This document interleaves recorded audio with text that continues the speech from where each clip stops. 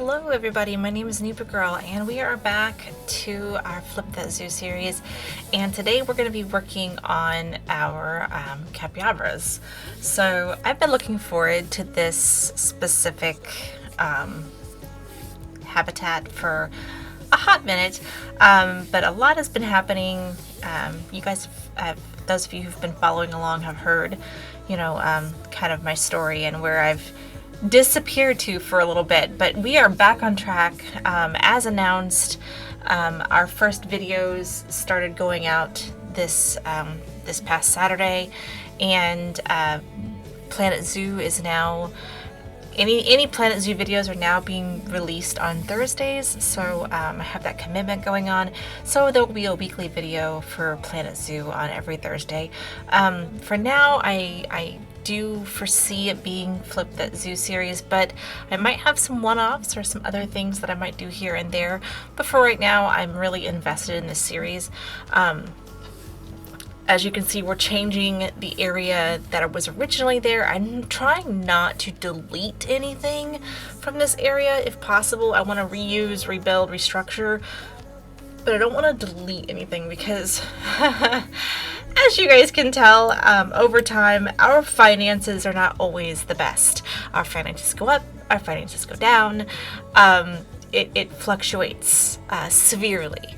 So this area is getting refabbed with the same materials, just laid out differently to fit the needs of the area better, to make sure the customers can come in and get food or drinks or whatever, to make sure there's good entrances for all of our employees to get to where they need to go. I don't think I'm going to be changing anything from the lion habitat. I'm not sure that original lion habitat, the one that's there across from those shops, I don't know if I'm going to be changing it or not, because sometimes I like it and sometimes I hate it. So I think I'm going to kind of just spend some time staring at it and see if I want to keep it or let it go. Maybe we'll just polish it up and make it prettier versus the way it looks now. I'm not sure yet. But the capybaras are probably one of the cutest animals ever, and they're like the most loving little creatures. I wish that I could place them in a more shared habitat. I might add animals to them later, might toss some animals in there with them. I'm not sure yet, but it is not a huge habitat. So as of right now, they get their own little chill spa site. You guys will notice a little bit out of order from this to the red crane crows, which did red. Oh my good gracious. Red crowned cranes. I apparently cannot talk today. Sorry about that.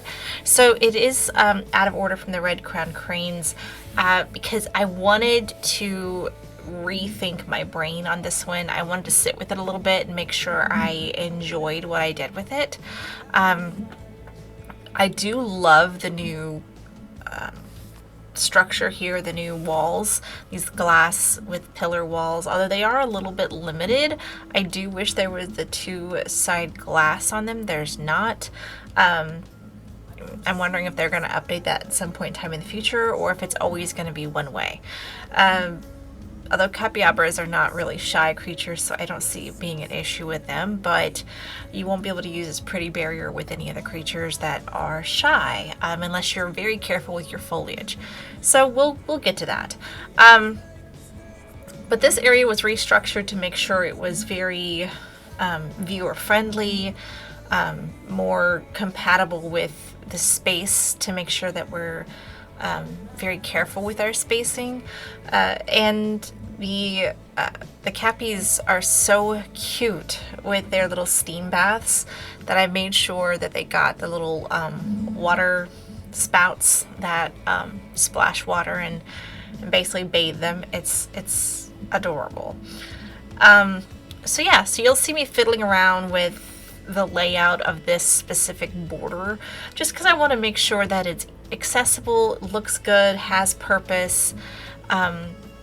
once again, trying to make sure I reuse the things in the area versus purchasing new.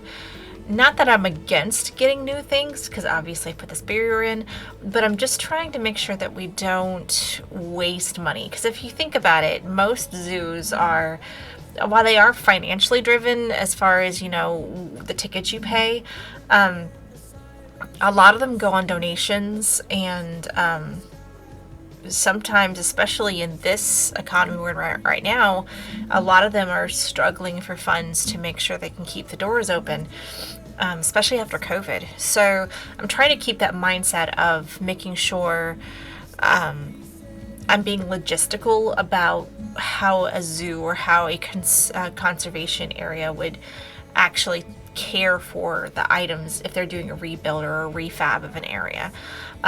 Also, this is franchise mode, and I don't get free cash, so I do have to be wary of what I'm doing and how I'm doing it, just to make sure we don't waste money. So I love this rock work that I'm doing with the wetlands areas. I thought it was really, really cool. I think you guys have heard me talk about this before. It's probably one of my favorite barrier areas. I think it'll also help people know when they're going into the wetlands or the water type areas for these creatures. Kind of brings a uniformity to them in a way. There is a small breakout lesson you have to learn with these creatures, because some of them can crawl over those rocks. So keep that in mind when building habitats with rock structures as your walls or as your barriers. And then it comes in, I'm still getting used to using the water feature with the shallow waters, but it's a really neat feature that got added with this pack. So by the time you guys see this video, the new pack for PlanetZoo, the new DLC pack, Twilight pack, will be out. I'm super excited to start using that one as well. It's going to have the wombat, the raccoon, the red fox, the striped skunk, the fruit bat. I think it's an Egyptian fruit bat. And yeah, I'm totally excited to start using those materials as well. I do still have some more animals to get in for our wetlands, but I figure we can just start weaving those in through some other animals, because basically I wanted to focus on the ones I was most excited about getting from this wetlands pack. And with the capybaras being placed, this will be the final animal that I was like over the moon excited about placing in my zoo. And then the rest we will kind of run into as we start developing and fixing more areas. I don't know if I'm going to be sticking more wetlands creatures in this specific area. We'll see. And as this video goes on, you guys will start noticing the background has changed and things are a little bit different in the background. Because some parts of this, like I said, I had to come back to my creativity and figure out what I wanted to change or what I wanted to add or make different about this specific habitat. Because it's like I was inspired, but I was also just, I felt like I needed something else with it and I couldn't quite put my finger on it. And then I put it down and I came back to it. And sometimes builds are like that. If you guys are ever struggling with a build or frustrated with something you're doing, and instead of focusing on it and hitting it over and over and over again, I recommend putting it down, walking away from it, doing something different. And that's exactly what I did with this specific habitat, which is why it's a little out of order as far as the background you're going to be seeing as we're doing this habitat. It's because I needed inspiration. I needed to feel reinvigorated to get back at this specific habitat. So the creatures we still need from this pack are the small clawed otter, the caimans, the Nile lechwe, and the water buffaloes. And don't forget about the little newt. But I'm not doing exhibits yet. I think I'm going to have another exhibit house probably behind these exhibits, behind maybe where the lion exhibit is, if I decide to keep the lion habitat, which I haven't decided if I'm going to keep it or not. I really want to think on that. Maybe I'll even have you guys give me some some feedback on what you guys think about the lion habitat, whether you guys think I should keep it or let it go. I was also very torn on this little cave because part of me thought maybe I should make it out of rocks and change it up, and then part of me was like, no, leave it as it is. I like the dirt mound. I don't know. So I'm very, very torn on whether to leave it as a dirt mound or whether to go back in and maybe add rock work and flower work and stuff to it. The capybaras seem to like it a lot, and we're getting our little buddies in now, and they're so cute once they hit the water. Oh my goodness. So I was checking to make sure how many I could have in a habitat, and we could have, I think it was up to 4 males and then quite a few more females. So I ended up getting 2 boys and 2 girls, and I made sure they were gold and that they were good quality so that we could get a lot of little babies in there. And you guys will see time start to progress and pass. In between episodes, I am kind of rescuing our zoo just a little bit because we actually went, I think it was close to 60,000 in the negative. It got a little rough, so I went in and started cleaning out our animal storage because I had maxed out the animal storage. So I got rid of a lot of those, the ones that were duplicates or the ones I was just never going to use, because some of our animals have bred like crazy. So I would just stick them in the storage to make sure they would stop fighting, like our lions or our cheetahs, etc. And then I also made sure that we kept at least 1 mating pair for each type of animal. I didn't get rid of every single animal.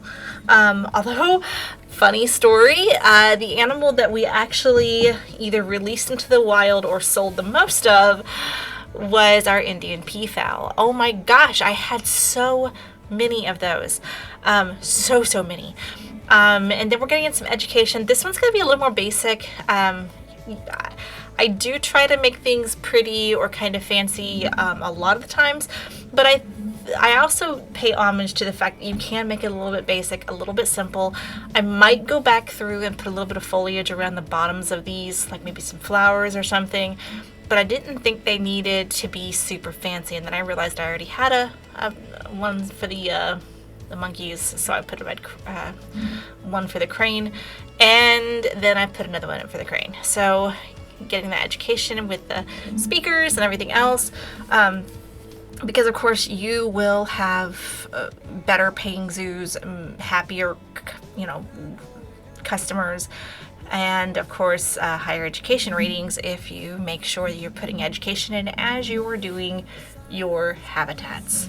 So then I also realized this staffing area that faces the capybaras was A, a little askew, and B, really plain Jane. So I was like, this needs to get a little spruce up. So I grabbed some materials and started sprucing it up with nothing other than our adorable capybaras. There's so many cute little features we got with them in this pack, so I decided let's decorate it. If this is going to be facing them, we should let them be seen from far away from people watching the staff members come out of here. So totally cute. And then I also fixed up the walls in the house to make sure it didn't look janky anymore, because right now it is totally askew.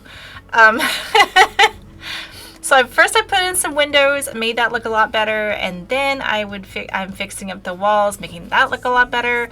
And yeah, definitely satiates the needs of keeping this looking good. So I'm just kind of centering it, the windows where they need to be, and of course having to move our copies around just to get them situated as well.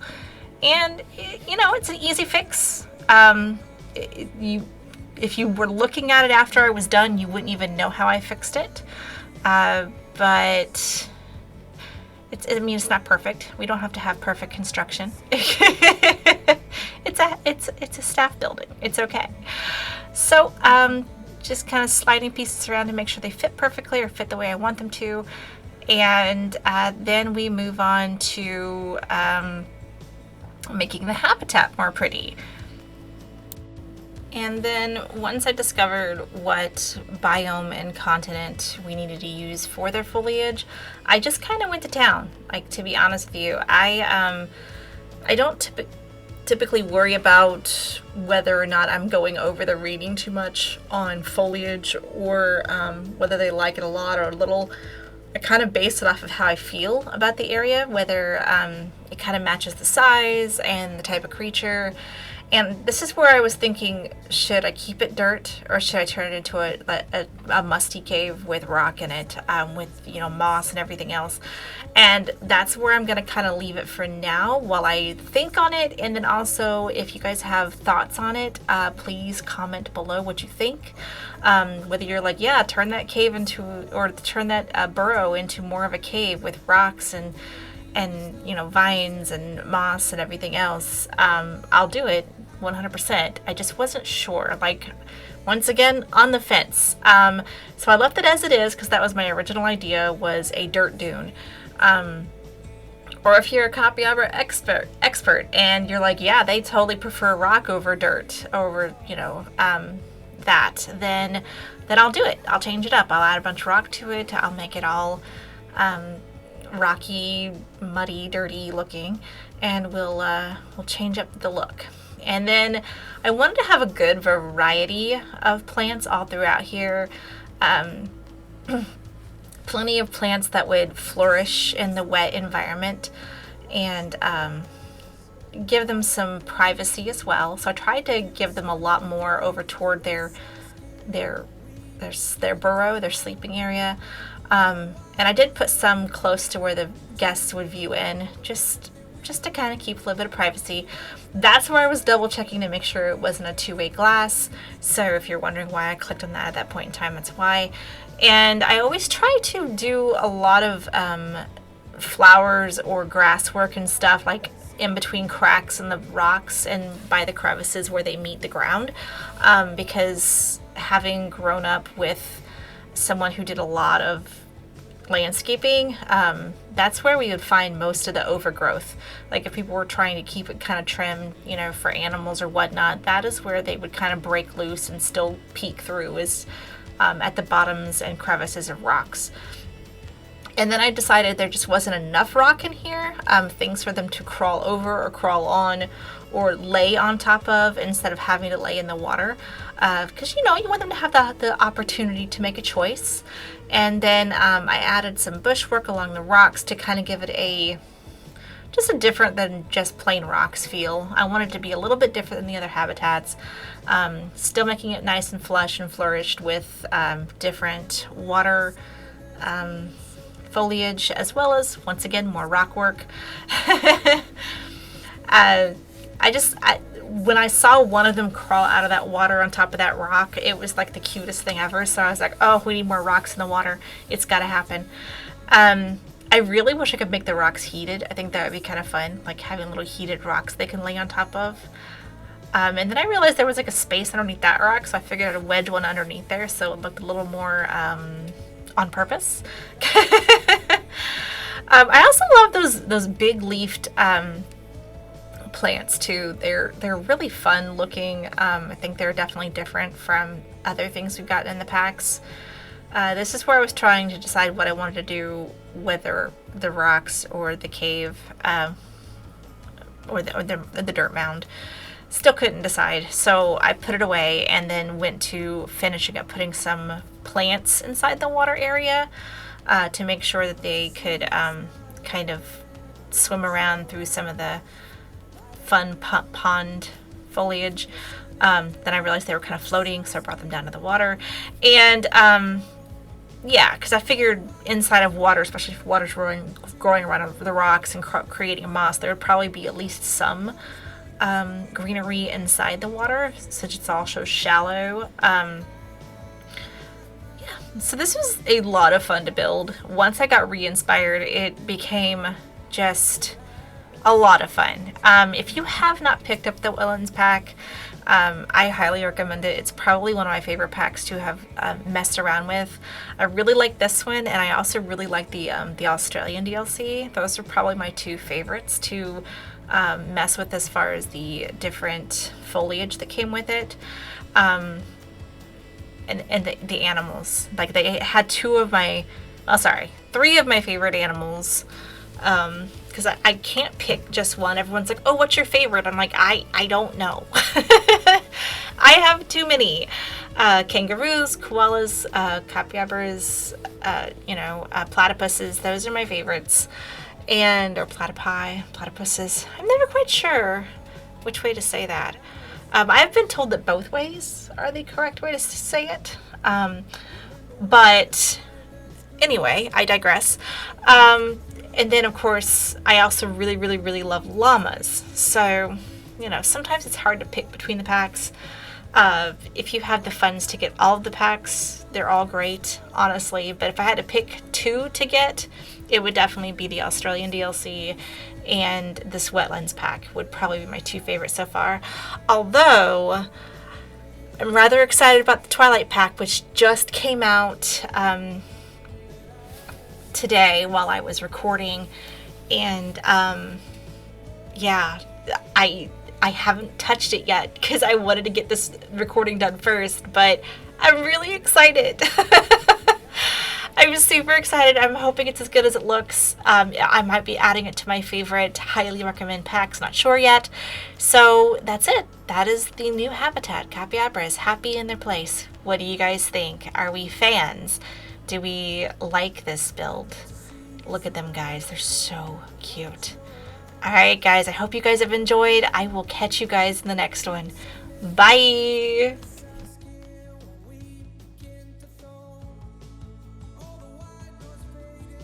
I hope you guys liked it. Please subscribe. Thank you so much for coming. Ring that bell.